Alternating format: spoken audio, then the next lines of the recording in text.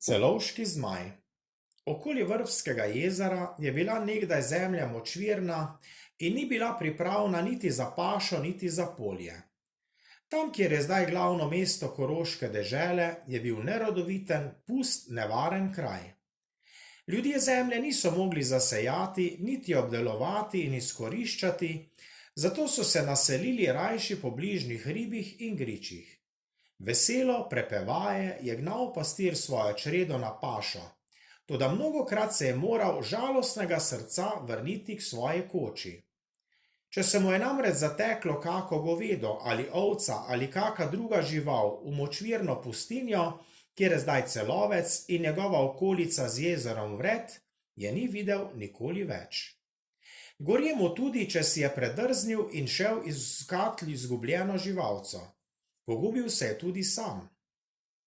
Mnogo ljudi je izgubilo na tem kraju svoje življenje.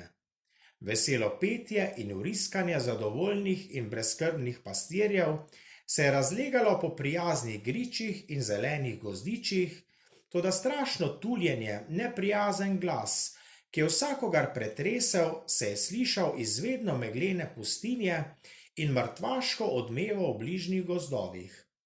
Redko kdo si je upal stopiti na kraj, kjer je takrat gospodoval divji prašič, in še bolj redki so se od tam zopet vrnili. Kdo je vendar ropar, ki vse pomori in požre, kar dobi živega? Kdo ve to povedati? Kdo ga je videl? Doslej ga ni videlo človeško oko in ni bilo človeka, ki bi mogel o njem kaj povedati. Črna temota, neprijazna pusta megla, ki se je vedno raztezala čez tisti kraj, ga je prikrivala in temna goščava je bila njegova postelja. Vselej pa, kadar je nastalo burno vreme, se je navadno slišalo tuljenje in ravsanje iz pustinje. Kaj je storiti? Kako se znebiti? Kako se rešiti in odkrižati nevarnega, neusmiljenega roparja? To je bilo težko vprašanje. Poglavar je najpogumnejšemu izmed svojih hlapcev zapovedal preiskati tisti kraj in umoriti strašno pošast, naj velja kar hoče. Toda vse je bilo zaman, lažje je bilo zapovedati, kakor storiti. Nihče več si ni upal prestopiti meje, za katero je gospodovala divja zver. Kdor pa je šel tja, je bil izgubljen. Vse zaman, tudi najpogumnejšega človeka je stresel mraz, če je v bližini zaslišal zmajev glas. Vendar so morali poskusiti še nekaj. Zvijača včasih nadomesti moč, jo premaga. To je bilo znano že našim prednikom. Izkušnja človeka uči, nevarnost mu daje pogum, zgled ga mika, plačilo vleče, združene moči pa zmagujejo. Kraj močvirja so napravili močan, trden stolp, s katerega je bilo mogoče opazovati, kje in kdaj se bo prikazala požrešna zver. Daleč, daleč se je videlo.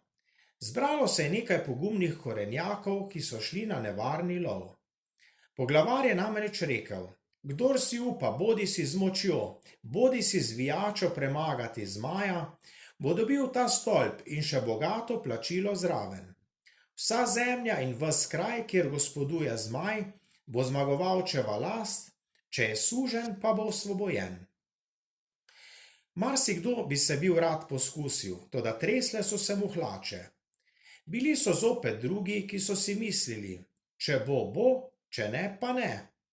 Zbralo se jih je več skupaj, ker v slogi je moč, in šli so nad zmaja.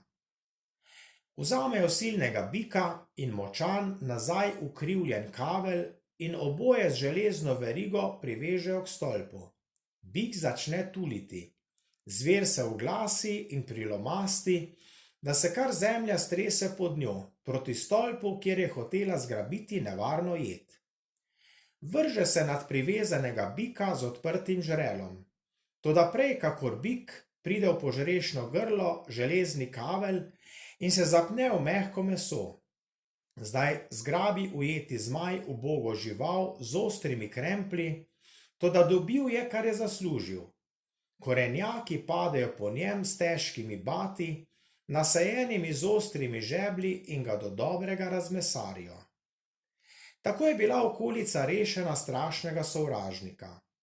Na mestu, kjer je stal stolp, so se zidali grad.